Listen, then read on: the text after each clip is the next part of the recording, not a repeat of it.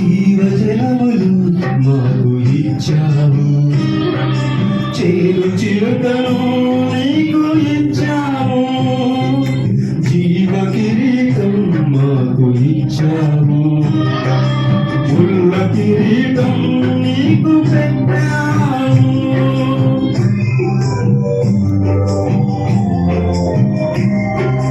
జీవజలములు మాకు ఇచ్చావు, చేరు చిలుకను నీకు ఇచ్చాను, జీవ కిరీటం మాకు ఇచ్చావు, ముళ్ళ కిరీటం నీకు పెట్టాము.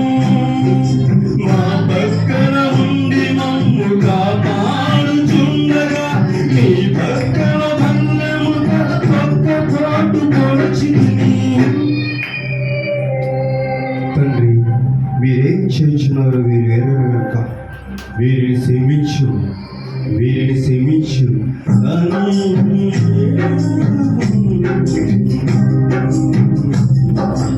ఎవరి కోసమో ఈ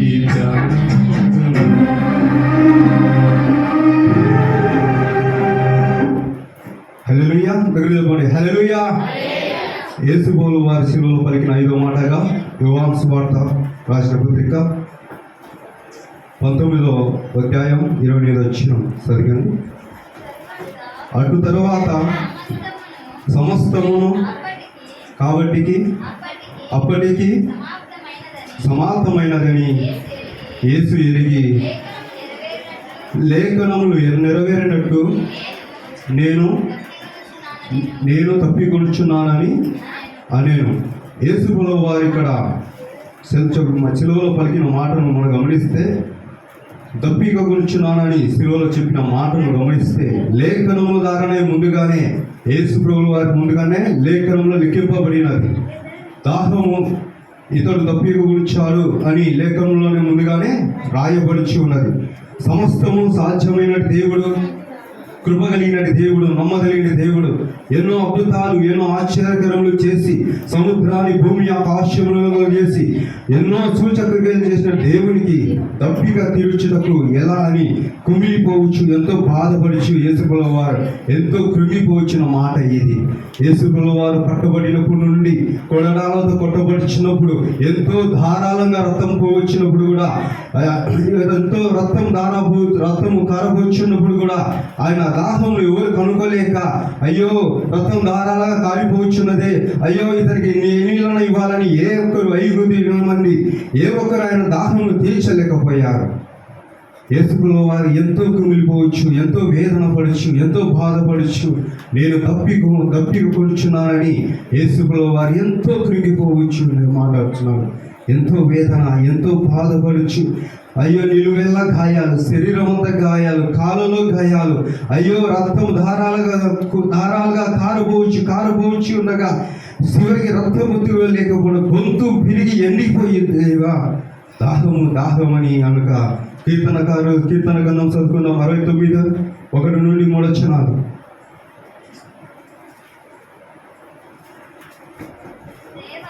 దేవా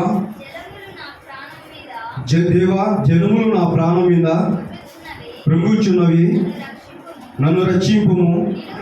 నిలువుక తీయని అగారమైన దొంగ ఊబిలో నేను దిగిపోవచ్చు ఉన్నాను. అగార జలములలో నేను దిగబడి ఉన్నాను. కొలతలు నన్ను ముంచి వేయుచున్నవి. నేను మొరపెట్టుచు చేత అలసి ఉన్నాను. నా గొంతుక ఎండిపోయాను. నా దేవుని కొరకు కన్ను పెట్టుకొని చేత నా కన్నులు క్షీణించిపోయాను. చూడండి, ఇక్కడ కీర్తనకారులు సెలవిస్తున్న మాటలు. దేవుడి కన్నులు ఎంతో ఎదురు చూశాయి. ఆయన సిలువను మోసుకొని వీధుల వెంబడి వెళ్ళుచున్నప్పుడు ఏ ఒక్కరైనా దాహం ఇస్తారేమో, ఏ ఒక్కరైనా నీళ్ళిస్తారేమో అని ఆయన కన్నులు ఎదురు చూస్తున్నట్టుగా ఇక్కడ కీర్తనకారుడు సెలవిస్తూ ఉన్నాడు. అయ్యా, అనేకులు చూస్తున్నారు కానీ ఆయన దాహం తీర్చబడటకు ఏ ఒక్కరు ముందుకు రాలేరు. ఏ ఒక్కరు, ఎందుకంటే ఆయన ఆయన ఆయన శిలువ మోయిచు దెబ్బలు పొందుచున్నప్పుడు అనేకులు జనులు ఆయనను అనుసరించి నడిచిన వారందరూ కుంగిపోవచ్చు వేడుచున్నారే తప్పక ఆయన దాహమును ఎవరు కైకొనలేకపోయారు. చివరికి ఆయన కింద పడిపోయించినప్పుడు ఒక స్త్రీ వచ్చి ఆయన కచ్చిపుతో ఆయన ముఖాన్ని మాత్రం చూసినట్టుగా మనం గమనిస్తాము. కానీ ఆయన దాహమును శిలువలో మోయించినప్పుడు ఏ ఒక్కరు ఆయన దాహమును తీర్చలేదు. ఆయన రక్తముతో రక్తమంత దారాలుగా కొడరాలు ఇంచుమించు కొడయాల దొబ్బలతో కొట్టబడిచినప్పుడు కూడా ఆయన రక్తము ధారాలుగా ధరబోచినప్పుడు కూడా ఆనాడు యూదులు కూడా ఆయన దాహమును తీర్చలేకపోయారు. కొడరాలతో కొడుతున్నప్పుడు అయ్యో అయ్యో ఇతనికి నీళ్ళని ఇస్తామే, అయ్యో ఇతనికి దాహమని తీరుస్తామని అనుకోకుండా ఆయనను ఇంకా ఆయన వస్త్రాలను ఏమి ఆయనను పిడుగుతులుగుతూ అవమానించబడిచారు. కానీ ఆయన దాహమును ఏ ఒక్కరు గైకొనలేదు. అదే రీతిగా కీర్తన గ్రంథము 69:20 నిందకు నా హృదయం బద్దలాయేను, నేను ప్రభుగా కృషించి ఉన్నాను, కరుణించి వారి కొరకు కనిపెట్టుకుంటేనే కానీ ఎవరు లేకపోతే, ఓదార్చి వారి కొరకు కనిపెట్టుకుంటేనే కానీ ఎవరు కానరాక వారు ఇక్కడ చూడండి, చాలా గమనించండి. వారు నాకు చేతుగా నాకు ఆహారంగా పెట్టి నాకు తప్పిక అయినప్పుడు చిలకలు తాగనిచ్చిరి.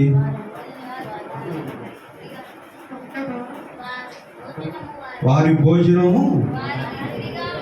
వారి గురి ఉండడం కనుక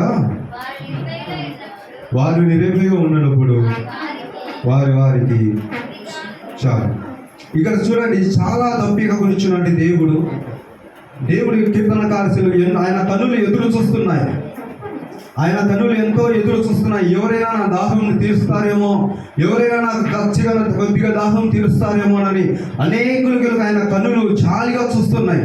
ఆయన కన్నులు కీర్తనకారులు సెలవిస్తున్నట్టుగా ఆయన కన్నులు ఎంతో మంది కొరకు ఎదురు చూస్తున్నాయి. కానీ ఏ ఒక్కరు ఆయన దాహం తీర్చలేరు. కనీసం చివరికి ఆయన దాహమున తీర్చారంటే అట్ట కూడా లేదే. ఆయన దాహము తీర్చబడలేక ఆయన కనీసము అయ్యో దాహం అని వేసినప్పుడు కనీసం ఆయన దాహం ఇవ్వకుండా ఆయనకి ఏమి ఇచ్చారు? చేదు చిలకలు ఇచ్చినట్టుగా మనం చూస్తున్నాం. ఇప్పుడు చూడండి, మనకు బయట చల్ల నీళ్ళు ఉంటేనే తాగుతున్నాం, వేడి నీళ్ళు ఉంటే తాగుతామా? లేదు కదా. అలాగే పరిశుద్ధాత్మ దేవుడు, నమ్మదగిన దేవుడు, భూమి ఆకాశం సృష్టించి సముద్రాన్ని చీల్చిన దేవుడు, బండ నుండి నీళ్లను పోషించిన దేవుడికి దాహం ఉన్నప్పుడు, అలసి కేకలు వేస్తున్నప్పుడు ఆయనకు చేతి చిలకనిచ్చినట్టుగా మనం చూస్తున్నాం. యోహాను రాసిన సువార్త 4:13-14 వచ్చాము, చదువుకుందాం. అందుకు యేసు, ఈ నీళ్లు తాగువారు ప్రతివారును మన దప్పిగా కొనును, నేనిచ్చు నీళ్ళు ఎప్పుడు తాగువారు ఎప్పుడు దప్పిగా కొనడు. నేను వారికి నేనిచ్చు నీళ్ళు నిత్య జీవమునకై వారిలో నీరని ఊడవుటిగా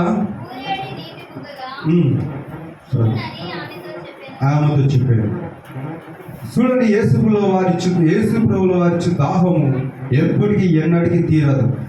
మనం ఇచ్చే దాహం కాసేపైనా ఉంటుందేమో, కానీ నిత్య జీవం ఇచ్చే యేసు ప్రభు దాహము, ఆయన దాహం మనం ఇచ్చినప్పుడు ఎన్నటికీ ఎప్పటికీ దాహము పొందనట్టుగా దేవుడు సెలవిస్తూ ఉన్నాడు.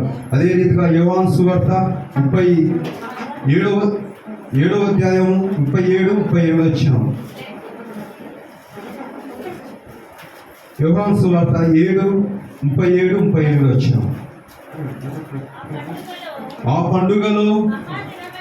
ఆ పండుగలో మహాదినమైన అంత్య దినమున యేసు నిలిచి, ఎవరైనాను దప్పిక కొనిన ఎడల నా యొద్దకు వచ్చి దప్పిక తీర్చుకోవాలని అనెను. చూడండి, ఇక్కడ యేసుప్రభువు వారు యోహాను సువార్తలో రాయబడుతున్న మాట, ఇక్కడ కూడా అదే మాట అంటున్నారు. ఎవరైనా మీలో తప్పిక కొని యెడల నా యొద్దకు రండి అంటున్నారు. ఎలాంటి తప్పిక ఇది?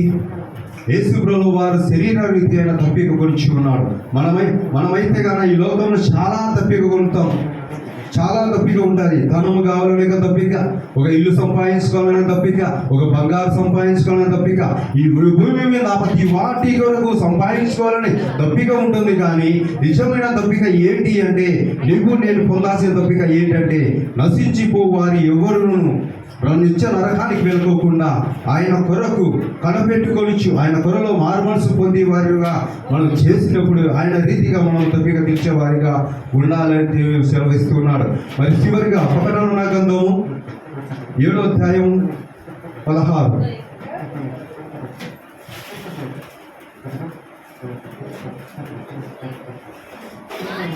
వారికి ఇక మీదట ఆకలైనను దాహమైనను ఉండదు, సూర్యుని ఎండైనను ఏ వడగాలి అయినను వారికి తగలదు. చూడండి, ఇక్కడ రాస్తున్న మాట ఏంటంట, వారికి ఇక ఎన్నటికి దాహమును పొందరని సెలవిస్తూ, ఆకలైనను తప్పికైనను ఇక ఎన్నడూ వారు పొందినట్టుగా దేవుడు సెలవిస్తున్నట్టు మాట. దప్పికలు చాలా రకాలుగా ఉన్నది. చేదు చిలకలు ఇచ్చినట్టు దేవునికి చేదు చిలకలు ఇచ్చినట్లుగా మనము కూడా దేవునికి చేదు చిలకలు ఇస్తున్నాం. ఇంకా దేవుని నమ్ముకొని ఇంకా పాపంలోనే ఉన్నామా? ఇంకా దేవుని నమ్ముకొని ఈ లోకం సాగిన జీవిస్తున్నామా? మన కుటుంబం వారైతేమి, మన పొరుగు వారైతే, మన రథసంగులు బంధుమిత్రులు ఎవరైనా సరే ఈ లోకంలో ఏ ఒక్కరు పాపంలో పడిపోకుండా, ఏ ఒక్కరు శాపంలో పడిపోకుండా, ఏ ఒక్కరు నరకానికి వెళ్ళిపోకుండా దేవుని యొక్క దాహం తీర్చాలని మన వంతు మనకు తెలిసినంత వరకు మన వాక్యం వారికి పంచుతూ, మన వాక్యం వారికి తెలియజేస్తూ, వారి కొరకు, వారి కుటుంబం కొరకు, వాళ్ళు రక్షింపబడి వరకు మనం వాళ్ళ కుటుంబాల కొరకు, మన బంధువుల స్నేహితుల కొరకు, వారి అందరి కొరకు ప్రార్థన చేసినప్పుడల్లా దేవుని ఒక్కరైనా రక్షింపబడితే ఆయన దాహము తీర్చేవారిగా మనం ఉంటామని ప్రభు సెలవిస్తున్నారు. మరొకసారి కీర్తన గ్రంథము, కీర్తన 69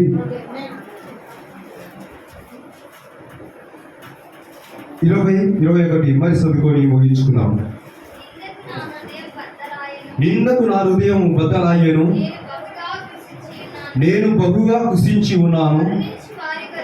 కరుణించి, లోకంలో నేను శిలువ మోస్తూ ఉన్నప్పుడు ఈ జనాలు చూస్తున్నారు, అందరూ చూస్తున్నారు, అయ్యో నేను కరుణించి వారు ఎవరు లేరు, కన్నులు అన్నింటి వరకు చూస్తున్నాయి. ఓదార్చు, ఒక్కరినో ఓదార్చుతారేమో అని శిలువ మోగిస్తూ చూస్తున్నట్టు దేవుడు ఒక్కరు కూడా ఓదార్చలేకపోతున్నారు. వారు నాకు చివరికి నాకేమిచ్చారు? వారు చాలు.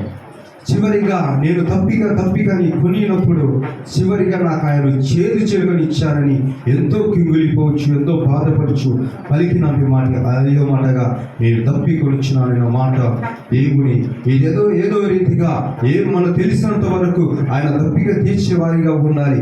ఎలాంటి తప్పిక తీర్చేవారంటే, ఒక్క ఆత్మనైనా ఆయనకు రప్పచెప్పి పరలోక రాజ్యం వారికి ఏ ఒక్కరు నశించుకోకుండా ఆయన గౌరవకు జీవించే వారిగా ఒక్కరినైనా మనం ఒకరినైనా ఆయన పాత్రలకు ఉపయోగించే వారిగా ఉండాలని ప్రభువు సెలవిస్తున్నాడు. దేవుడి కొద్ది మాటలు దీవించును గాక. ఆమేన్.